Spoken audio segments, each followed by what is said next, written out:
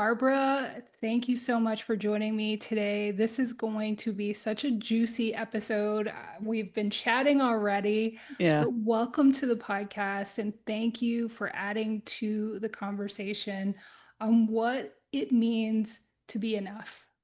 Well, thank you for having a whole podcast that focus on this topic because I think it's so important, obviously. Oh, thank you. Yeah, it is like we were talking. I get daily reminders of women at a high level like yourself who we think would feel enough already, have Yeah. all the things externally that we think will give us a sense of fulfillment, a sense of Yeah. purpose, a sense of being. And we're all here to say, you still have to keep pursuing what it is that is your definition Yeah. of enough. Beautifully said. Yeah. So nobody else can give you that but you. So Yep. let's start at the beginning. Let's start where, you decided that you weren't going to be on that treadmill anymore Yeah. and stop chasing, not feeling enough and made peace your real goal. Yeah. Well, I think at some level it was an evolution, right? Um, and we'll talk about this later, but I'm somebody who's always been a seeker and reflector and lifelong learner and all those kinds of things. So, I think sometimes we think like there's an overnight success and they've been working at it for 30 years. So I'm guessing a lot of the background and exploration and self-inquiry probably led to the moment. But I think the real kind of insight in this particular way and this particular perspective was as I left my last job. I had been there for 22 years and you get in these mindsets of like the next thing, the next thing, the next thing. And, you know, um, I literally had this experience. I was sitting at a coffee shop. It was either the last day of the year or the first day of the next year. And I had a routine that I would look at my calendar for the quarter, and just say, okay, what's coming up and what do I need to mentally prepare for? And I had, the company I was with at the time did these weekend trainings, and I was looking at my calendar. And for some reason, my mind jumped over the January training. It went right to the March training. And I saw it, and I had this, you know, voice inside your head, strong, that literally said no. Like, I cannot do that one more time, you know? And it was not, it was not something I was planning. I wasn't planning on leaving my job. It wasn't on the agenda in many ways. It's not like I had never thought about it before. But again, when my body reacts that strongly, I am one of those people that kind of pays attention, right? Mm. So the funny thing is, in that moment, sitting in the coffee shop, I started a negotiation with myself. It's like, well, first of all, like I'm interviewing me, right? So what do you mean no? What, why? What are you talking about, et cetera, right? And the reasons just started coming because it was like, a combination of things. Like there were, it was just time. It was time for a new adventure, all those kinds of things at the same level. My kids were coming up to, from tweens to teens. I was aware that, doing the schedule I was doing, I would literally miss their whole teenhood, and which I didn't want to do. And then there were also things I was trying to change at the organization I was at that, my metaphor is I was hitting my head against the brick wall for the third time and the wall wasn't moving. And, at some point you have to have this. So it was really like I had had this felt sense. And I remember coming home and um, I think it was a Sunday, and I came home and I said to my husband, hey, and again, I've been there 22 years. And I said, I'm going to have to quit my job. And he just looked at me and, he's trained as an engineer, so he could kind of watch the calculations going and, or, the cognating on it. And he said, alrighty then, and it was just one of those moments where, and again, it wasn't, I had been there so long, I wasn't going to walk out the door. I gave a really long notice and I shortened it to 6 months.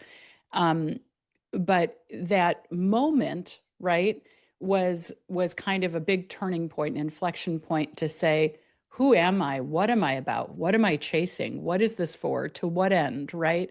And so I don't think I had had enough cracks in my daily routine to even ask the question, even though the organization I worked for was about self reflection and goals and all that kind of, even though that was the external piece of it, there was no moment for me in any of that formula. And so, which I think a lot of us do, like we just go through that routine of whatever the next logical thing is, but are we with ourself ever? And, as I looked back, it was like, not much. It was going from thing to thing to thing. And that I think is what created the space for the experiences I began to have. Again, I was still working at that job. I was in the middle of this 6 month notice, but all of a sudden I was having these moments of feeling like enough, experiencing people in a different way. Like it was tiny experience after tiny experience that moved me deeply from I'll say like an internal space that I probably was always there, but long forgotten. And it just felt like truth to me, in a deep and profound way. No, this is what it is. The rest of that stuff, I wasn't quite sure what it was yet, but this is what it is. And then, my experience was the book kind of started writing itself.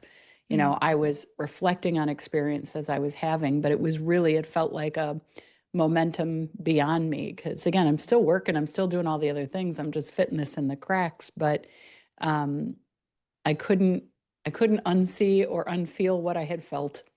Mm. It sounds like, and correct me if you would describe it a different way, but you were having a spiritual awakening, it sounds like. Yeah, and I'd say I've had a number of those in my life, but I would agree, especially in the body sensation.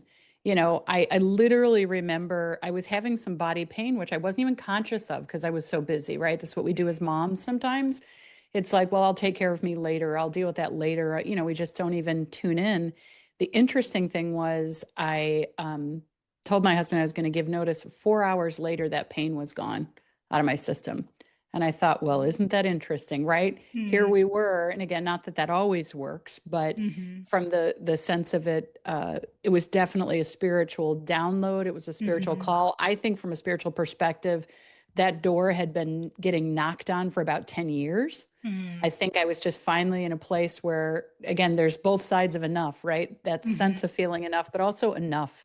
I'm done Right. with that. I'm moving on. I'm over. And I think I just finally was at that space that I was able to hear. I think it's so important that you share that story because one of the byproducts of the way we're kind of conditioned is like we feel alone Yeah. in that, and we think nobody else is having that experience Yeah. where they're questioning everything. Yeah. And so I think it's so important for women to share that because you can really feel like what's wrong with me and I should be happy. I've done all the things that I set out to do. Why am Yeah. I beat yourself up? I know in my journey, I absolutely did that. And having an identity crisis is, It's a real thing. it is, but I Yeah. think it's part of the process. It's Yeah. part of peeling back the onion. Yeah. Well, And just so, as an yeah. example of that, too, I think about the parenting metaphor of that one. I remember when my kids were little and going to school and talking to other moms, and so much of this, like, you know, great bodies, everything's great, we're all perfect, the things are, and it just like it disturbed my system. And I had enough self awareness at the moment that people would ask me that question. I'm like, well, it's hard. Here's where I'm, feel good about it. Here's where I'm struggling, blah, blah, blah, blah. And when I started doing that, it was amazing what came back. That, to what you're saying, it's like when we tell our story, we give permission for others to Mhm. be honest. And so in my honesty, I would start to hear about Yeah. these things that were really hard that women weren't talking about. Hmm. Somehow we think as this job as a mother, my job is to present a certain thing and to represent something or whatever. And I think it's really disempowering. So to your point, the people I admire the most are the ones that kind of lead with their, yeah, here's currently where everything feels like a hot mess because it just does, right? Like I don't care Yeah. where you get to. And that's the privilege of, being an executive coach. Like sometimes the folks that look like they have the most things together, when Hmm. you lift under the covers, are faking it better, and that's it. Oh, yeah. Yeah, I mean, I've had high level professionals come on the podcast and say, I work with multimillionaires, billionaires. They do not have it together. Yeah. And I Yeah. think that's so empowering because we automatically associate financial success with having it together, whatever that is. Yes, yes, absolutely. And I think there is an opportunity, a call for all of us to be increasingly, honest about what that is, Right, right, not to be, we don't have to constantly complain, but to tell whatever is true for us in a right, moment, because right, I think that's what creates the depth, the connection in the community in a beautiful way. right. Well, I think another powerful part of your story is that you were creating something new in the midst of all of this in the margins. You didn't Mm, have to completely quit your job and yeah, start a new life. And I think that that's so powerful to give people permission to do the same, yeah. begin to reclaim themselves in a way that is gradual and that is at their own pace. And you've created some beautiful things. You wrote a book, wonderful title enough, but you, and which we'll talk about more, but you also founded Core Luna. So tell us about that, um, and what it means to you and how it reflects the deeper work that you're doing now. Yep.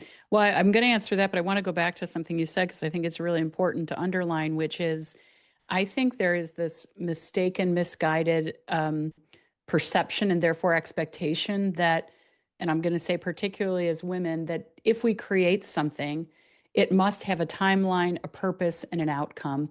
And I'm radically against that concept. All of my friends that I talk to now, I'm like, you have something to say, get it out, birth it, do the thing. Like I don't think it has to pay money back. I don't think it has to have an end to it. I don't think anything. I think if it's within you and it's looking to come out and you want to allow it out, right? Mhm. Because I don't think it's a linear journey. And I think we narrow ourselves too much and then it's too much of the same thing. And that'll lead me into your question, which is I remember at the time when I started my business, I was searching, names of things that made sense logically for me with the different things I was doing. And all of those URLs were taken, which ironically was a beautiful gift, right? Because you have so many people that buy and sit on URLs just to make money. And so it made me pause and say, okay, what matters to me? What's at the core of whatever this next adventure is? And I'm going to say adventure because I'm still defining it every day, every week. And so the Core Luma name came from a combination of root words, Mhm. core or cur from French being heart, right? Mhm. And Luma being light. Mhm. And it was as I was piecing these things together. So for me, from the heart perspective, it's like everything from like heart does matter to me, people being present to their feelings, showing up, all of that kind of thing. But also the heart of the matter, the essence, the core, like, having the real talks, the conversation we're having now. Like, there's a lot of ridiculous stuff we could spin off on, but we're not. We're both choosing to be here in the unknown and really each of us for ourselves to get to what the heart of what matters to us and therefore create something new out of that, right? And so I just realized that was a value set for me. Mhm. Whether I was doing something business wise or personally or whatever, like having an honest conversation with a mom is getting to the heart of the matter. Working in a business and seeing, wait, what's really going on underneath all of this drama? That's getting to the heart of the matter. So that's where that core part came from. And then the Luma part being light, for me, it's just I've always been a seeker. I've always been someone who thinks about, like, even from an early age, the end of days, in this particular incarnation, and I think about at the end, I had the privilege to be a volunteer, a patient care, like volunteer for hospice for a while, which, forces you to look at that a life has a defined beginning and end. Mhm. And we can be in denial as much as we want, but we're all going to go to wherever is next, right?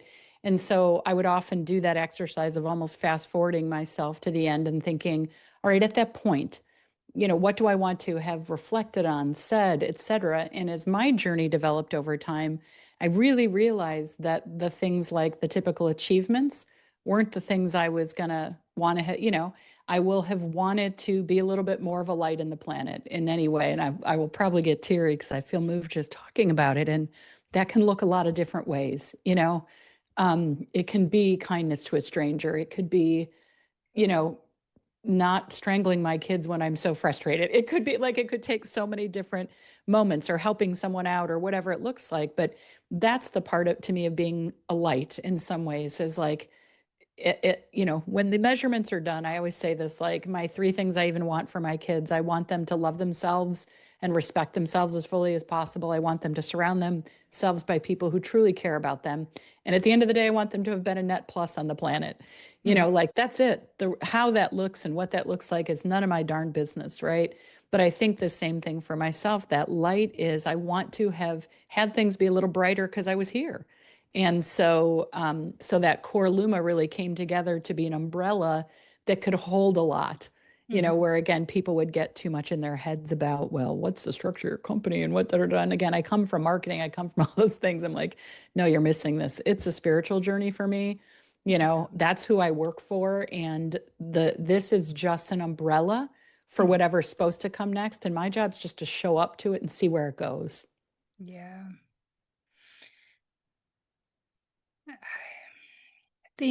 First of all, thank you for just being so vulnerable and sharing that story, because we're so afraid to be that vulnerable and talk about just the importance of being a good person. And somehow that's not productive enough. Yes.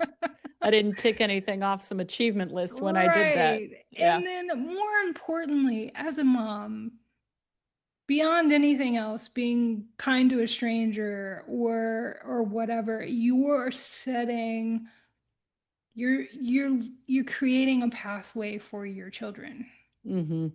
Yeah. more than anything. And we lose light of that because we're just, intrinsically just self-focused, and we're like, okay, this is what I'm doing. But the impacts on our children is just so grand. It is so Yeah. awesome.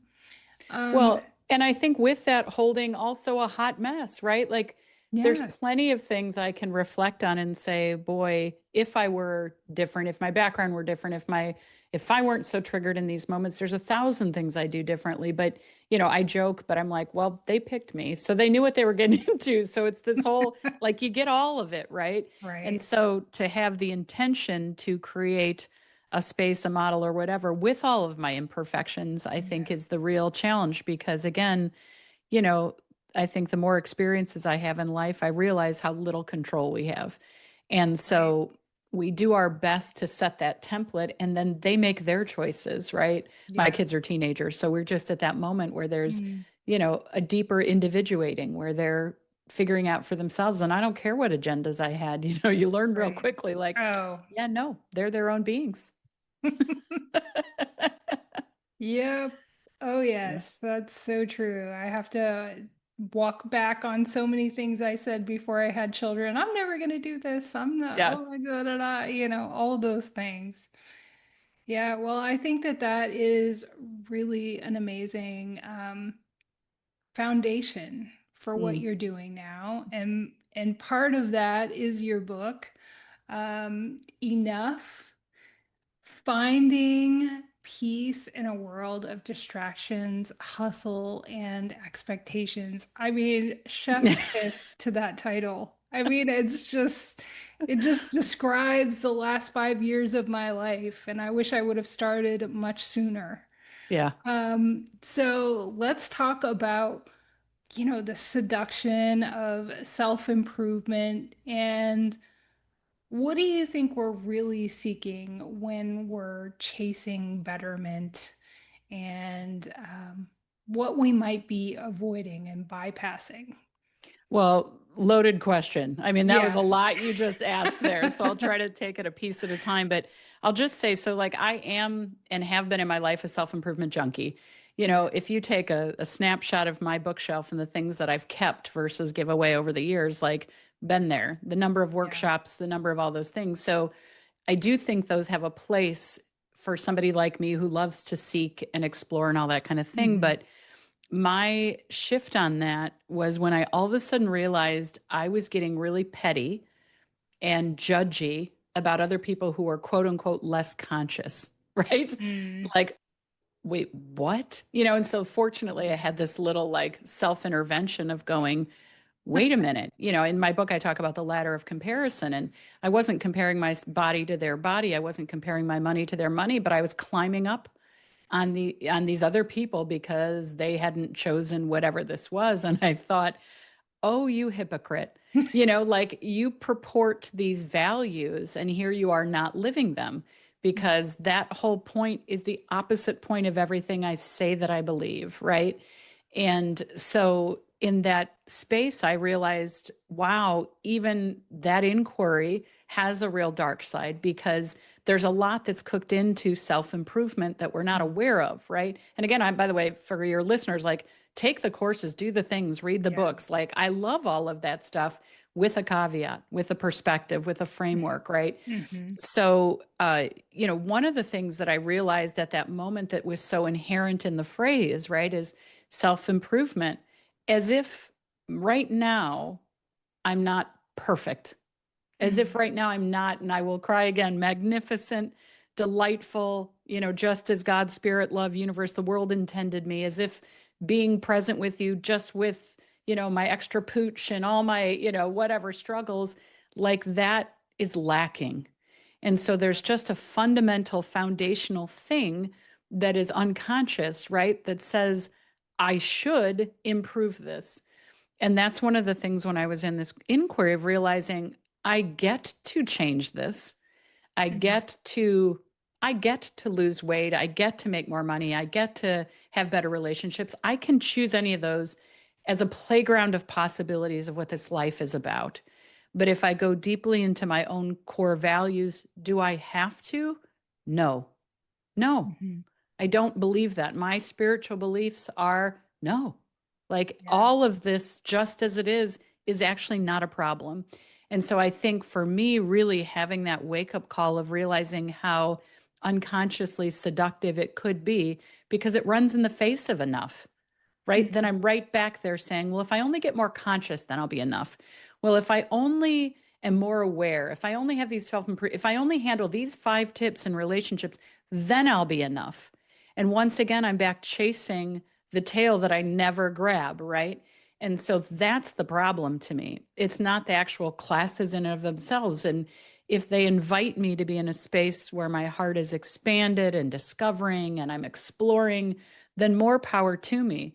But if they're inviting me into a place of self criticism and wait a minute, another measuring stick, I don't need any more, you know? And this enoughness journey for me that has been so beautiful and profound is just kind of that mic drop moment that if I were to go right now, as I am with all of it, it's great.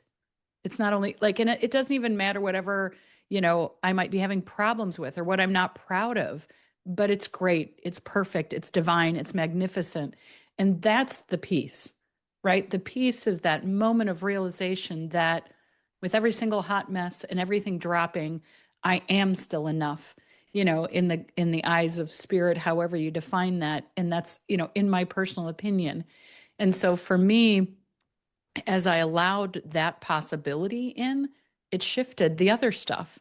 So Mm-hmm. again, to realize that yes, you can self improve, we can choose to do these things, but we don't have to, And it also let me be kinder to other humans, to realize, listen, I have no idea really at a spiritual level why they've chosen the journey they have. And it's such hubris for me to think that I know better. And so Right.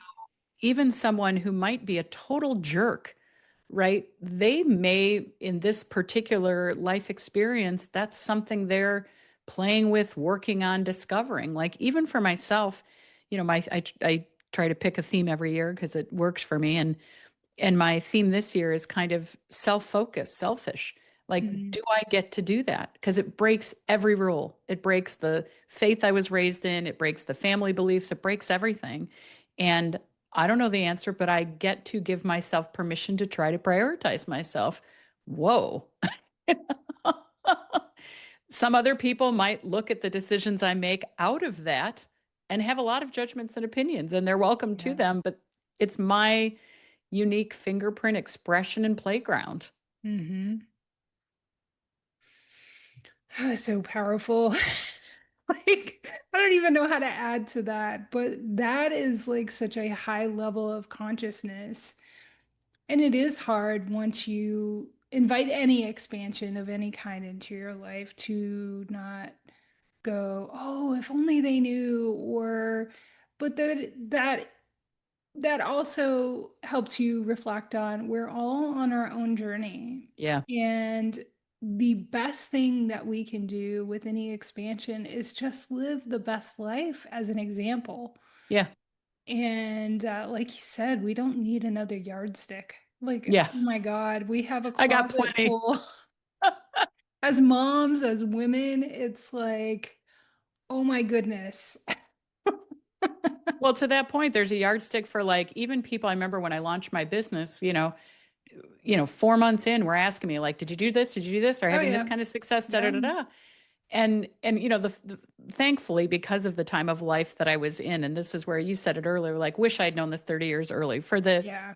20 somethings listening, learn the lesson now. You'll spend the rest of the days better, right? Yeah. But I had enough chutzpah to, kind of be like, well, it's interesting you're asking what, how does that matter to you? Like, and to educate on my own journey and say, yeah, those aren't even things that matter to me. Love, Yeah. love your, I'm guessing you care about me and what's going on, but I literally to say to them, I hear your yardstick. I'm not Yeah. picking it up. Yeah, I mean, I've had podcast guests agree to come on the show and say, "What are your downloads and what's your email list?" And I'm like, if that is your focus, then you're You're not in the the wrong right, podcast. you're in the, I've had people invite me to be a speaker to events and say, what is your email list? What is this?" And I'm like, I'm not the right person for you Yeah. if that is your focus. Yeah. You Yeah. know, we just show up with our heart, we share our stories, we share the wisdom we have to share, knowing that the right person needs to hear it, will hear it. Yep. And that's all that matters. And It that really is is. radical, It is radical. so, so radical. And you and I had this conversation before we got on, but like that's why doing this matters so much, right? Yes. This is why, because when people come to your, podcast and get that sense of enoughness, Yeah. it gives them permission to just create and play and live a beautiful life by nobody Right. else's measuring sticks, right? Right. And I'm the same way. It's like I never know why I'm where I am, but I trust that there's a reason and a contribution. And by me guiding myself a little bit more along my own value line, it Mhm. matters. Right. I will never know. You will never know all the Right. impacts that we've had or haven't had. But, Right. I like orienting to that as a way instead of those measuring sticks because Right. those measuring sticks are so empty. And I'm going to go back to the example you gave. You said, I've had people on here who work with millionaires, billionaires. Like, if that's the yardstick, Yeah. well, clearly that's lacking, right? Hmm. And there is no one yardstick. Again, I was using Right. personal growth as a yardstick, but money can be a yardstick, or, Hmm. the success of my children could be a yardstick. And I think, the Gosh. most ferocious, radical thing we can do is set them all down. So Yeah. I'm not picking it up. I see you telling me to pick that one up. I pass. Ah, it's so good. So good. So, so much of the work that you've done is about choosing yourself instead of Mhm. the yardstick and setting down the expectations and everybody else's the comparison and all of that. And so, such a big part of that is creating boundaries. Yeah. And I love this concept of a small nose and big nose that you talk about in helping to create those boundaries. So, talk about that. Well, I think and again, for those who read the book, you'll find out like enough is an actual character. Like she came into my life and not enough. He was around as well, so I really truly have a felt experience of this other being almost that, became a part of my life as these cracks were emerging. And so the more that I felt that sense of enough in me and around me and calling to me and talking to me and whispering to me and all those kinds of things, I became more conscious of the preciousness of my life resource and where it's going and things like that. And again, there's loads of books on boundaries and the importance of them and all that kind of stuff, but I was never in the position to really understand what that meant for me. And as enough came into my life, I would realize I was saying yes to things that weren't really a full yes. I was committing my time, my calendar, it was filled up. So in small no's and big no's, what happens is if we're not conscious, we fill our calendar and our life force with small yeses. Oh, will Mm. you take this for me? Sure. Will you, it's not that big a deal. Of course I can, right? And I'll say, as women and mothers, especially, it is a dangerous, slippery slope to all of a sudden we go, wait a minute, where am I in this life I've created? Do I even exist here? How did I come to be in this spot? So those small yeses require some introspection and thinking about maybe making a small no, right? And what I say in the book is, I had already gotten better at the big no's. And what I mean by the big no's, and you and I talked about an example of this before we got live, is when something happens that's a big old boundary violation, Yeah. like this, goes against everything in my DNA, and I must speak up and say something. Mm. So I had learned to rally myself to those to, build up the steam, but they were almost easier in some ways, Mm. not to minimize the risk. But once I got there, because it was so obvious, Yeah. the small no's for me were harder, right? Mm-hmm. So if somebody asked me to do something and I didn't have a conflict, well, what's my justification for saying no? As if I needed one, right? And so the more that enough came into my life, the more I realized it is my job moment by moment to tune in and go inside and close my eyes for a moment and honor that precious resource. Like that is that sense of enough and say, okay, you are valuable gold here, honey. So they're asking you this. Does that resonate? Does that feel like what you want to do? And oh, by the Mm. way, I completely give myself permission to change my mind at any moment. And Yeah. if there's not a yes in there, then I have an obligation to honor that sense of enough to say no. And, it started with, saying no to things, but I was still filling in reasons. And then I finally began taking those out. So somebody might say, hey, I've got an extra ticket to this fundraiser. Do you want to go? And sometimes I'd have to digest and think about it, but sometimes I would know right away, but I'd go inside and I'd say, no, but thank you for asking. The genuine part was the thing, like, I love that you thought of me. I love that as another human, you considered me, but no, and that I would have people sometimes, and you've probably had this as well, be like, oh, do you have a conflict? you know and then so like, and again, I've probably done this to people in my life too, but like, let's give people space for their small no's, right? Don't ask Yeah. them. They don't owe you one, just like you don't owe anyone your downloads or your number of followers. We Yeah. do not owe anyone an explanation for our choices, our decisions, or our boundaries. And um so somebody might say that, ask me that or whatever, and I'm like, what makes you ask that? Like, I just would be in Mm-hmm. this inquiry to kind of put Mm.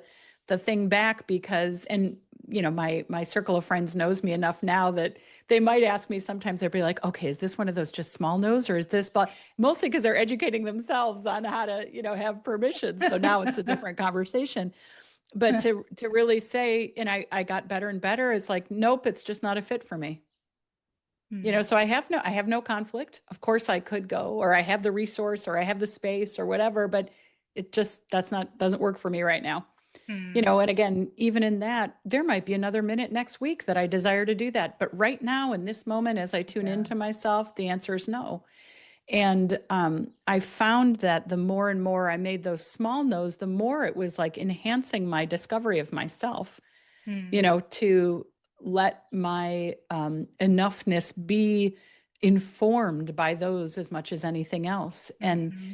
and then it makes more time for the things that really matter, right? Right. So as I would allow myself, yes, the big no's, but also the small no's, all of a sudden I said at the beginning about having these cracks. That crack might be me sitting on the couch doing quote unquote nothing from someone else's eyes. But what happens in that moment could be a thousand things. Like, there's a universe inside me. So it could be spacing out and I needed to space out. It could be binge watching a show because I needed to be diverted and see something else. It could be journaling or writing something, or like, there's a thousand things that I get to allocate that space to. But if I'm constantly doing small yeses for someone else, I will never have that opportunity. And then again, I fast forward to the end of days and thinks, okay, what do I want to have on my tombstone? Well, she told everybody yes. Um, She did everything everybody needed. Like, is that really the life that I was like invited here to live? I don't think so. I think I Yeah. was invited here to tune into myself, see what's on my heart, and let that be expressed in whatever ways I do that, whether it's through parenting or the job or writing or whatever it is. And so, but the small no's were harder. And it took more practice and more diligence because I hadn't realized how insidious the small Yeah. yeses had become. Yeah. Oh my gosh. And it's really hard too. I mean, it's another radical concept, but it's really hard too, I find, in parenting to also help your children navigate that. Yeah. And am I making them do something they don't, are they choosing to do it? And am I making them do something that I think I'll be seen as a bad parent if they don't do? Or, all the expectations and Yep. it is so tough, but it is so liberating once you go, eh, I don't know. okay. Well, and I think to that part, I mean, my perspective on parenting at this point in time is I think we've done ourselves a disservice in calling it a job. It is from the Mm, perspective of the time that it takes and the resource that it takes, et mm, cetera. And so if you are a full-time working mom, yes, it is from that perspective, mm-hmm. but it shouldn't be from the perspective of there's a way to do it, right? That there's a checklist of achieving that Yeah. job. And I think Mm-hmm. so many of those questions that we ask ourselves, again, it's against what measurement? Is Yeah. it against, what I think they need? Is it against my internal sense of self? Is it against the comparison to that other parent? Like, how am I Yeah. judging and measuring that? And, if we really give ourselves permission as parents to just be in the wild unknown with our kids, Yeah. Or we like can't I even did. say after the fact, right? Like when Right. I was younger, I was like frustrated. Oh my gosh, I wish my mom would have made me do this and made me do this and do all this because supposedly then I'd be some more wildly successful person. And now I look at him like, oh, thank goodness she didn't, right? Because who's to say that would have led to something better? Like the truth Right. is, we don't know and we'll never know. So there again is an inherent assumption that there's a way. And I Yeah. really think life's a wild playground for all of us. And the privilege we Yeah. get to do is to bounce up against each other, right? To really Mm-hmm. have these um, radical moments of contact. And that happens with adults, but it happens with our kids as well. You know, the illusion of control isn't even there, but we get to be a hot mess as a parent in what we're trying. So Mm. sometimes did I make a choice and I pushed him too far? Sure. Sometimes, I mean, I Yeah. think about my son and trying to potty train him, and I didn't know that the brain thing with boys doesn't kick in till later. And I remember a tantrum and forcing him onto the toilet at some point in time after I tried all the games and all the other Yeah. stuff books talk about. Well, I just didn't even know that he would be a later developer. And I had a lovely parent friend who said, listen, nobody goes to high school in a diaper. So, it's kind of like let it go, right? But it's I think difficult because there are so many reflections, opinions, expectations, but Mm-hmm. I've been trying more and more to understand that it's not a job to succeed at as a parent. It's just an experience to have. And again, I'll cry again, but it's like I believe my kids, I'm here as a guardian for those particular souls Yeah. at this particular point in time. It's not to have achieved anything with them, even though I might sometimes make choices that are that way or feel driven that way. Um, but at the heart of hearts, I don't think that's what it's for. No. No, and there's so much pressure, especially, like I was telling you, my daughter's graduating this weekend, and there is this pressure to flaunt what college choice or what their GPA is. Honestly, I am just glad she finished. It Yeah. is, through COVID and Yep. everything else she's been through, and why isn't that enough? Like, Why why isn't that doesn't enough? that? And by the way, why does college, in the way we've defined it, have to be the thing? Why do all these things? Right. Like, I had just watched very late, but Temple Grandin's movie from Yeah. 20, Yeah. and what I think about, I've read several of her books, but I think about the point she makes where she's talking about the different kinds of intelligences and Hmm. learnings and Yeah. things like that. And she talks about the Boeing crash, that if she had seen the picture of the plane before they ever put it out, she would have known exactly where the vulnerability was Mm-hmm. and could have named it specifically. Now, she is a college graduate and a teacher and a faculty and all Right. those kinds of things. But her point in the book is we're training for one kind of thing. Right. And actually, what our world needs is a lot of kinds of things. I was talking to somebody yesterday, like, the craftsmanship of putting tile or wood or all these kinds of things. It's like we've dismissed those as Mm-hmm. unimportant because why? They don't land a big salary because they don't, and like, is that our best value set for Mm-hmm. the planet and each Mm-hmm. other?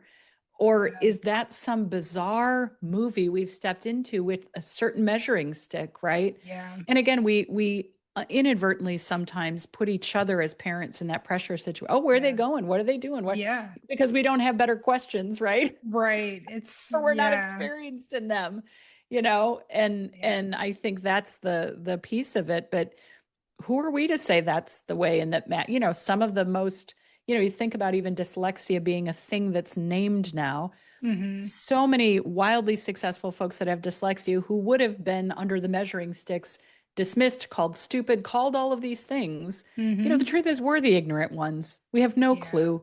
No. No, I could go on and on about neurodiversity, Yeah. having family members that are neurodiverse and the importance of that helping you to have a different perspective on how we think and behave. But we're coming up a little against time. I could talk to you forever. And but let's just talk for a minute about your show called The Extraordinary Experience of Being Ordinary. I mean, it just fits in so well with everything we've already talked about. But, in a world where we're chasing the viral social post and the big wins that we just talked about and the constant productivity, why do you believe embracing the ordinary is so extraordinary? Well, this was a one woman show, and again, I'll say one thing about the enoughness. One of the things I found is the more that I allow myself to be enough just as I am, people are worried like, well, you'll just settle, you'll do this or that. I have found the opposite. I have found an immense permission to do any darn thing for any darn reason. So I literally, what Angela's referencing is I wrote and performed a one woman show, Yeah. and that was the title of it. The show's premise is me, and it's me with two different realities. So in one reality, it's this life and the choices I've made and where I am and, all of those kinds of things. And in the other me, it's a parallel reality where it reflects much more of my spiritual beliefs, right? Where it's Hmm. really about we don't need to have all these constraints and measurements and all this kind of stuff we have because it doesn't even make any sense. Hmm. It's a lot of what we're doing in our world is illogical, myself included. And so, but that sense of the title of the extraordinary experience of being ordinary, it was in this enoughness inquiry, right? Where I Hmm. started to ask the tough questions about, Hmm. did I matter if I achieved that? Did I matter what, like, am I okay if I'm a BC student? Am I okay if I'm just living a life and you never hear my name anywhere? If I achieve nothing in the world's Yeah. standards, do I matter? Right. And the deep inquiry for me was like, hell yes, you sure do. And Yeah. so isn't that interesting how we diminish what we consider the ordinary, And Hmm. so part of it, it was probably permission giving for myself to say, you get to make these choices. But I also think the moments that I talk about in the book where I really had experienced this overwhelming, heart expanding sense of enough, most of them were very ordinary if we open ourselves Hmm. up to them, right? It was a contact with a person, it was this engagement, this interaction. And so, why is that not just extraordinary? Why are, and you've used the word multiple times of radical. Why isn't that radical to just say, gosh, it's amazing that we're all here coexisting, isn't it? And it's amazing that we get to run across from each other. It's amazing that we interact and do all these things. And so, Hmm. I think for myself, embracing that is kind of another sense of enoughness. Again, the show is a chance to also, talk about kind of perspectives on the world, but it really is valuing being, valuing existing, valuing every human for who they are, and I think we don't have to worry about valuing the extraordinary because that's what's all over our social media. That's what we're talking Mm. about. That's what we're bragging about. I somebody in one of my feeds yesterday, I saw they were talking about there's all these movies about this success, sports wise, this success. And they told the example of this woman who in the war had just done a radical thing, which I won't get into. And their question was, why is there not a movie about her? Right. And I thought about it because it's not what big enough, obvious enough, Yeah. in our system successful enough. And so to me, that's part of this journey is really embracing, no, what we typically call ordinary is quite extraordinary. What we typically call a regular moment is quite magnificent. Every one of them is a little bit of a mini miracle if we hold it that way. And the thing that I found for myself is when I do, I feel more of myself. I feel Yeah. more enough. I can feel the enoughness in others, as I lean into that kind of perspective. And I'll just say from a really tactical thing, I never thought I would do this. It was not part of the plan. And having done it, having, put this show on, it was so wildly outrageous. It gave me permission to say, well, crap, if you can do that and put every vulnerability you have right there in front of an audience, like why is anything else even a challenge? Yeah, and you live to tell about it. I mean, it's so brave. It honestly is. It's so it just gives others so much permission. It's really beautiful. I mean, if a listener today is struggling with feeling enough and trying to move through that journey to even, just feel a little bit more enoughness. There's not this point where we finally I feel enough. Yeah. That No. doesn't There's happen. no big arrival. Yeah. But what's one small but powerful shift they can make, especially as we're listening to this as we start to begin a new year, that they can begin to kind of reclaim or return to themselves? Well, I think for me, one of the big things, and again, in the book, they become characters of this enough and not enough, but almost I had to make not enough a character to catch myself. And I think one of the most important things we can do is just to notice that piece, right? Mm. So, again, in the book, I talk about this ladder of comparison. If I catch myself comparing, then I stop and I literally say to myself, like, hands off the rungs of the ladder, like, stop, because it doesn't serve me. I don't feel better afterward. It doesn't expand me. But it was really noticing that not enough. For me, when I start comparing, it is I'm getting into that mode. And to just notice it helps a ton because I can understand there's another path. Like this self criticism, that kind of place. So it gives me just that little tiny crack in to pause. I think Mhm. about that whole like, how do you create space between stimulus and response? And Mhm. oftentimes, like we see someone we think is better than us, and we start automatically thinking we're not enough. And if we Mhm. can create a little crack in there to go, oh, that's just the voice of not enough speaking. That isn't actually anything I need to listen to, pay attention to anything. That's just that voice.